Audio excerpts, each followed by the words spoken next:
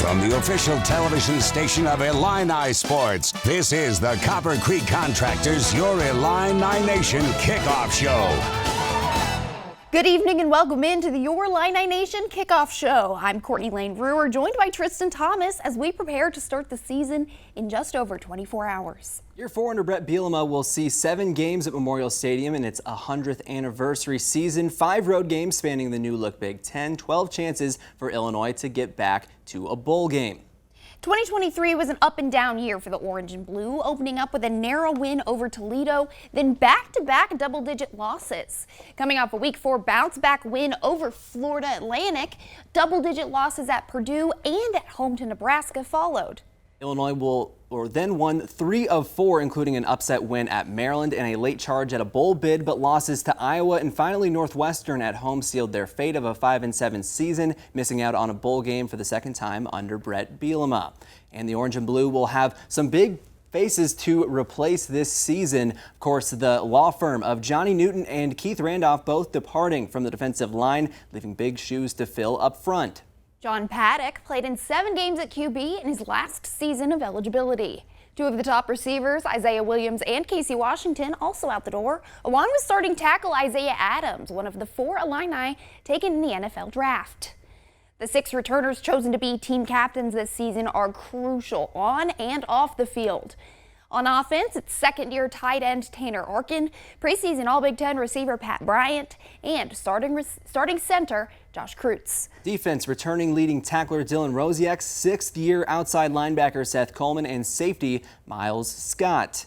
Plenty more impact players are back. Luke Altmaier sliding back in as starting QB. Caden Fagan coming off an impressive freshman year in the backfield. Xavier Scott, a big piece back for the secondary. Gabe Akis, a big force up front opposite Seth Coleman. And Tira Edwards should see big time this season on the interior. Some of the most important players on the team are transfer portal additions. Zachary Franklin, a big-time receiver. J.C. Davis set to start at tackle. Texas transfer corner Terrence Brooks, also a big add.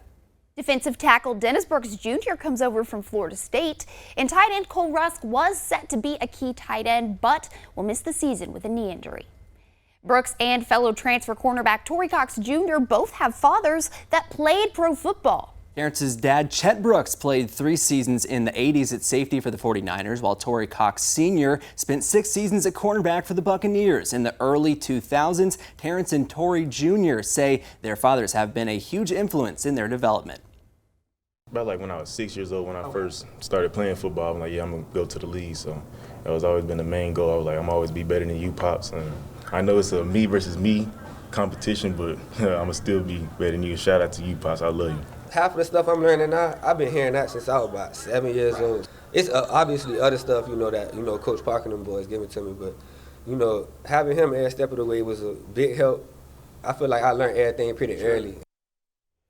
Before he was named a captain, Pat Bryant showed off his skills with the mic, asking his teammates the hard-hitting questions at the team's media day. Pat Bryant here, wide receiver from Jacksonville, Florida. Today we're going to be interviewing some of our players here at Media Day. Let's roll. We're here with Ashton Hollins. Ashton, if there was one player that you could switch spots with on this team, who would it be? And why? I'll probably have to go with the one and only Pat Bryant. Why do I say that? Because he Pat Bryant. Okay, all right. I respect it. I respect it. Speaking of Fagan, look at Fagan right now. He's that guy. He has 2 phones. Who do you know got 2 phones? Okay, Kanarin, I got a question for you. So we go away games, we come back. It's kind of late night. We get per diem. What's your go-to restaurant, and what's your go-to meal at that restaurant? You feel me? So we're gonna hit up Mickey D's, McDonald's, man. We're gonna get a Big Mac. We're gonna get a McFlurry, 6 chicken nuggets. I want a 6-piece with it. Large fry. Give me like large sweet tea. There's no way you're eating a Big Mac and this 6-piece. You gotta think about it though. There's no way. You're like $1.60. I'm a hooper too, so if you see me on the court. You're not getting no buckets. Dangerous. Welcome to the Pat Bryant Show. We're back again. We're here with Trey Petty. For those who don't know, could you let the fans know your real full name? My name's Trey Petty, but my government name is Billy Ross Petty III. For those who don't know, he said Billy Ross Petty III, who are Caden Fagan. Caden. What's up? So you've been here, what, a year now. You understand your teammates. Who on the team would you let date your daughter, and who on the team would you not let date your daughter, and why? I would say Luke. Luke could definitely date my daughter. All right. Not date my daughter, I'm going to have to go you. Oh, that's bad. That's the second person that said me. I don't see the problem. I don't see why wouldn't you let your daughter date me? I mean, you a receiver? I don't know. Is it something about the receivers? Yeah. Okay, I respect it. Something about the receivers, man. Okay, so you had a big season last year. What was one song from last year during pregame that you always listen to? Probably "Get Ready" by Rod Wave. That was always my go-to song. The second Rod Wave of the day. For the fans that don't know that song, you mind giving them a line? Uh-oh. All right, now, I asked Josh McCray to do it. He crashed out on me. I don't want you to crash out. What you mean he crashed out? He ain't want to sing for the fans. Let me hear it. You better be ready for it. I'll be ready. That's all I got, man. All right, he might know something. Pat Bryant Show, last interview of the day. We out. Honestly, great work from Pat. He could absolutely have a TV career after he hangs the cleats up. Yeah, Caden Fagan may also have a future in music. He might want to stick to football, though, and that's what the Illini are focused on. This season is the first year of the new-look Big Ten 18-member schools with the addition of those 4 new teams out west. And it's a nationwide expansion with Washington, Oregon, UCLA, and USC joining the Big Ten. This season, Illinois will play the Ducks in Eugene. That's more than 2,000-mile journey that would take 32 hours by car. That's a pretty long drive. I think they're going to fly. And it's not just Illinois that will have to make a long haul this year. Washington and Rutgers, coast to coast, 2 of the schools furthest apart. It will play in Piscataway in Week 5, 2,851 miles apart. It's a new era for the league, but one that's more competitive than ever. New to Champaign, 4 new faces join the coaching staff this year. Archie McDaniel takes over as linebackers coach after spending the last 3 years at Houston. Corey Parker leads the defensive backs, previously at Toledo, so he coached at Memorial Stadium back in Week 1 last year. Clint Sintum, a outside linebackers coach from Virginia, and from South Carolina, coaching the wide receivers, Justin Stepp. We've still got much more to come on the Your Illini Nation Kickoff Special. Next up, hear all about how the Illini are making strides on defense, as well as my one-on-one with head coach Brett Bielema. Continues now. Welcome back to the Your Illini Nation Kickoff Show. The Illinois offense is coming off a hot stretch to last season, but the Illini defense took a big step back in 2023. The Illini gave up nearly 30 points per game last season, and second-year defensive coordinator Aaron Henry expects to see progress by his unit by learning from the past. The whole offseason has been about the culture and cultivation of us trying to play together as one. I took elements of games that we played last year, and I constantly try to show guys, like, if we just played this a little better, or played that a little better, there would have been some successful things that came from that, but we didn't. And there's more than just wins on the line. For defensive excellence, meet the Mayhem King belt, given to a player who causes mayhem by making big plays on defense. It was put in place by Aaron Henry this season and has bounced around from the likes of Miles Scott, Dylan Rosiak, Gabe Akis, and more. And according to defensive backs coach Corey Parker, the daily fight for the belt has brought some serious competition. It was an excellent idea, and it is moving around. A lot of good energy around the program, around the defense right now. The guys are wearing it around their waist, or wearing it on their shoulder, or sitting inside their locker. So it's really creating just that extra piece of fun. No word on the current holder of the belt. 5 WCIA 3 viewing area schools represented on the roster, including ALAH, GCMS, SHG, Rochester, and Centennial, and Caden Fagan and Aiden Lawfrey in line for big roles in the backfield. Fagan is coming off a big freshman year, logging more than 550 all-purpose yards. He missed the last 3 games and all of spring ball with a shoulder injury. This summer, he was named to the Doak Walker watch list and Athlon All-Big Ten. His long time on the sideline has given him extra juice in his return to the field. Being out for, what was it, like 6 months, 7 months, it kind of sucked, you know, in spring ball, just watching the guys go. But, I mean, always, like, wanting to get back out there, so it felt really good to be back. And growing up around the area and just coming to Illinois games when I was younger, it means a lot, especially just being from a smaller town, too. The much anticipated season all gets underway tomorrow against EIU, and it's a much improved Panthers program compared to recent history. Eastern's coming off an 8-3 season with lots of talent back in the fold, notably the preseason conference player of the year, Pierce Hawley, back at QB. Despite a tough road game for week 1, EIU isn't treating this game any different. It just happens to be the first opportunity, and it is obviously close. There is the regional rivalry. It's certainly an opportunity to play against an FBS school and a Big Ten opponent, very well-coached team. So it's a great opportunity, but we're really just more focused on trying to improve ourselves. I just can't wait to give out our fans excitement, and hopefully they look forward to winning this game. Well, after 3 seasons back in his home state, Brett Bielema has become synonymous with Illinois football. We sat down last week to recap his time here, the season ahead, and what makes this place so special. All right, the start of the season means our annual interview with head coach Brett Bielema. Coach, in football terms, you're entering your senior year at the helm of this program. What would senior year Iowa Brett Bielema say about what you've built here? Well, I think I always say this to our kids: you're formulated and you're made by your experiences from the past. And I literally have thought a lot this year going into the season about all the things I learned while in college as a player, while I was in college as an assistant, as a coordinator.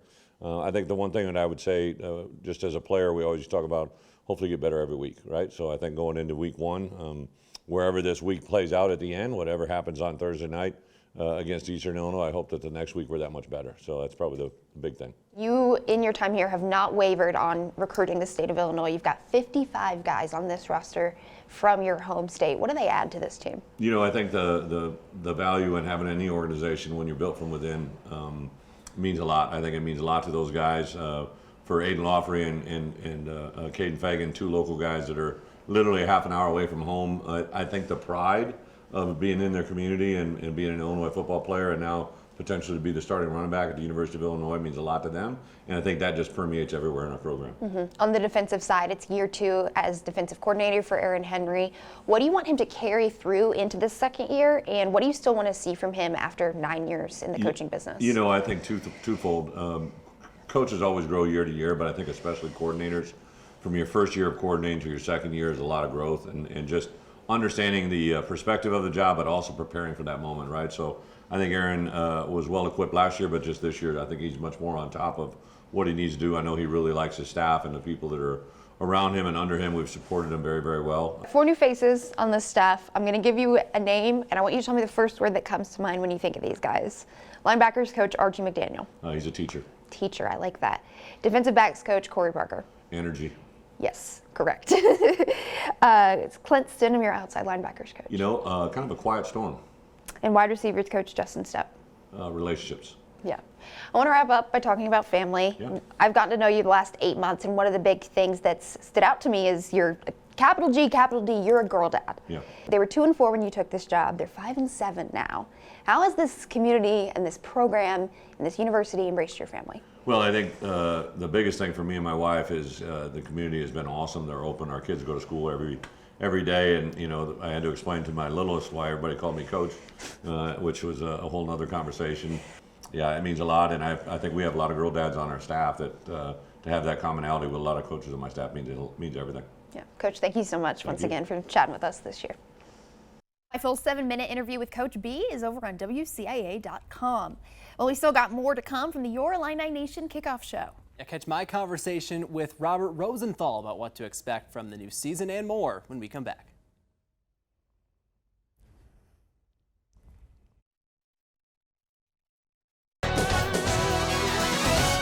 Happy to be joined by Robert Rosenthal of IlliniBoard.com, back again for another year of the Sunday No Huddle. Excited to hear from you after each game week this season, but now we're looking ahead to a big season for Illinois football. I mean, so close to the season, this has got to be like like your Christmas morning, right? 100%, 100%. Yeah, this is, I mean, it's kind of crazy how it's thrown off by being a Thursday game. You know, you usually have that game week prep, and, you know, even for media, that's always the Monday this and the Tuesday this. Well, now it's all thrown off. But, hey, Thursday night at 8 p.m., I'm ready for it. And a big season for Brett Bielema, year 4. Obviously, you look at the bowl game breakdown of only making one of those so far, the big year in 2022, but then those 2 seasons of 5 and 7. How do you kind of equate that and look in the grand scheme of things of the competency being there, but then still trying to return to a bowl game? Yeah, I mean, the biggest thing is the 12 Big Ten wins so far. You know, if you look at the other coaches before Bielema, you know, Beckman won 0 his first year, then I think 1 and then 3. So 4 Big Ten wins his first 3 years. Lovey won, I think, 5 or 4 Big Ten wins his first 3 years. Bielema's won 12 Big Ten games, and they've been competitive in the games. So that's the biggest difference. How do you kind of map out a potential path to a bowl game and the expectations in that sense? If you look at maybe even the media poll for, you know, what was planned out for, you know, laid out by the media as to who will be the good teams and the bad teams. You know, the teams that finish near the top of that poll, Illinois does play Oregon, they do play Michigan. And then also the teams at the bottom, Purdue, Northwestern, Michigan State are all not supposed to contend this year. Really tough schedule in the first 8 games. Kansas game is huge, an opportunity to prove yourself at home against a ranked opponent that beat you last year, that is also rebuilding, that you want to say, look, we're on par with what they're doing, rebuilding their program.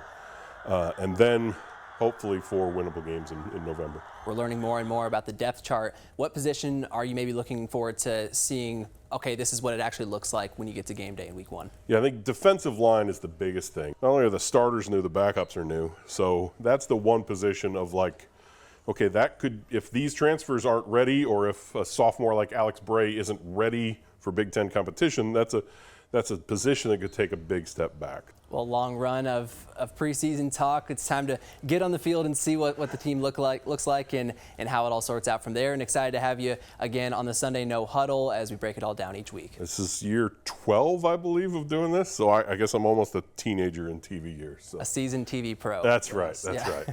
All right, Robert. Appreciate the time. Thanks. Hear from Robert throughout the season to recap each week of the Illinois football season on the Sunday No Huddle.